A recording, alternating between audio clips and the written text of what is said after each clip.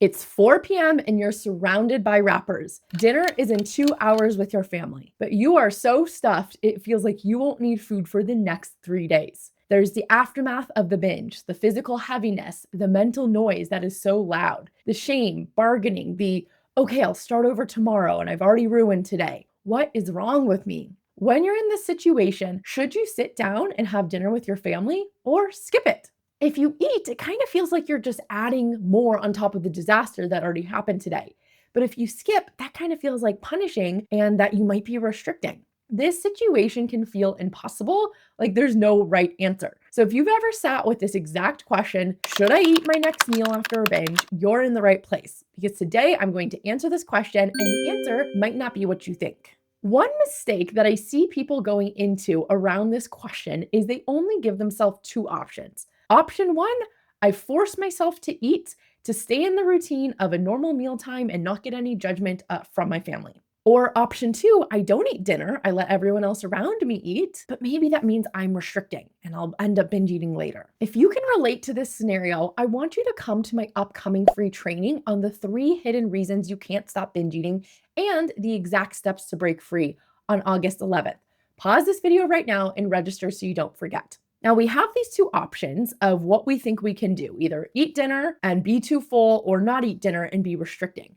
But the truth is there are actually hundreds of different options in between these two. We could have 1 bite of food, we could have 2 bites of food, 3 bites of food, and so on.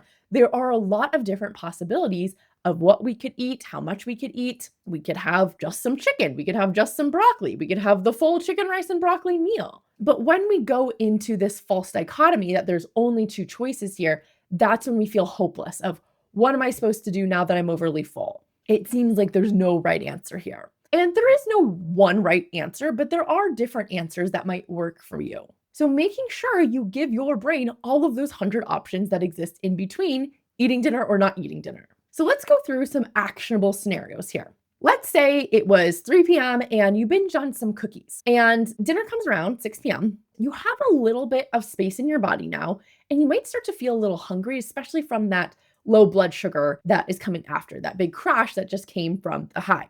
You might not be your normal level of hunger, but you might think, I kind of feel like my body might need a little food right now. Even though it feels like, oh my gosh, I just ate 1,000 calories, I should not be eating anything else for the rest of the day.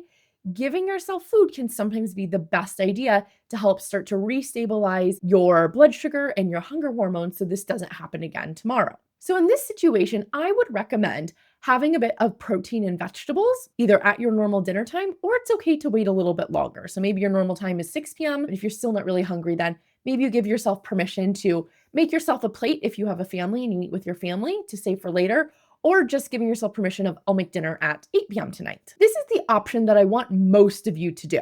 The majority of times you're gonna fall into this category of, I wanna have a little something. Maybe you didn't even have that big of a binge, you just overate a little or ate something you didn't want to. So for example, maybe you had 2 cookies in the middle of the day. You really weren't hungry for them, you had already had an afternoon snack, but then you had those cookies on top of it. You definitely wanna have your normal dinner then too. That might be where you have a full balanced dinner of protein, fat, and carbs. The reason I said earlier to just have protein and vegetables if you have a big binge on cookies is because your blood sugar is probably already a little bit elevated, been on this roller coaster. And so sometimes having just like that stabilizing protein, fat, veggies is all that's really necessary. But most of the times we do still need some carbs too if it wasn't a big giant sugar binge. Now let's go through scenario 2. Let's say you had a huge binge. I'm talking 3,000 calories and it was really close to dinner. You binged at 5 p.m. and dinner is at 6 p.m. This is a tough situation because I know how hard it is, especially if you have dinner plans, you're going out to a restaurant or you're planning to cook for your family or friends. It can be a little tough to navigate. But if you had a binge that was that big, that can count as dinner, right? Again, we're talking like the 3,000 calorie binge, not I just ate a couple extra cookies. You will not die for not eating dinner, okay? Your body will be okay going the night without dinner. Sometimes we get in these very rigid mindsets around I need to have breakfast, lunch, and dinner at this time, this time, and this time. And if I have anything outside of it, it doesn't count as my meal. And that's just not the case. Breakfast, lunch, and dinner are all made up food times. We could have breakfast at 5 a.m. We could have breakfast at 10 a.m. We can have dinner at 4 p.m. We can have dinner at 9 p.m. Like there's a whole range of times within that. It just kind of depends on what our body needs. Now, if you're navigating having to explain this to people, because I know that's the other hard part is like, I don't want to tell everyone that I just binged. I'm feeling really embarrassed and ashamed, both myself, and now I don't have to tell my husband about it or my friends about it. You can be partially honest here. What that might look like is saying, hey, honestly, I had a snack earlier and it got a little bit bigger than I expected, so I'm not that hungry right now. That is telling the truth without having to go into something that feels very vulnerable. The truth is, you did have a snack that probably got a little big and you're not hungry right now. You can also say, oh, I'm just not that hungry. I'm going to have a little bit something small tonight. I'm just going to have an appetizer. Or I might just have some water with lemon tonight. Or maybe the place has some tea that would feel good on your stomach and your body while you're out.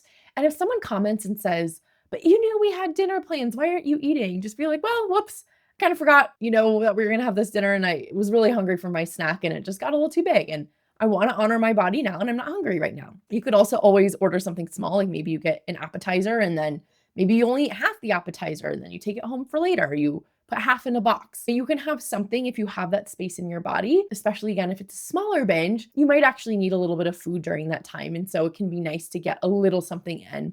But knowing that you can also handle someone asking you a question about why you're not eating. It's not the end of the world. You'll just answer that question and move on. Now, either way, whether you decide to have dinner or not, depending on the size of your binge and your level of fullness, what's most important is breakfast the next day. No matter what, we need to be having breakfast. Okay, this is really important to restabilize our blood sugar and hunger hormones. Now, I know this is where the fear comes up of, oh my gosh, I ate so many calories, I don't think I need to eat for the next 5 days. But you do still need to eat. And eating something now is what will help prevent a binge from happening again tonight. Because here is what restriction after a binge actually does. It doesn't cancel out the binge or reset you. What it does is set you up for the next one, both physiologically and psychologically, because your body experiences restriction as scarcity. That food must be disappearing from the face of the planet Earth. And scarcity is the exact condition that makes binge eating more likely, not less. You are not solving the problem by skipping meals the next day. You are just setting the table for it to happen all over again. This is not a willpower thing or I don't want it bad enough type of thing that I just need to be better. This is your body doing exactly what it was designed to do when it believes food is going to be scarce. I know that fueling yourself after a binge is uncomfortable, but I'd always rather have you lean towards having something a little nourishing of real whole foods than underdoing it and skipping out on it. I promise you, you're not going to gain weight from eating a normal dinner.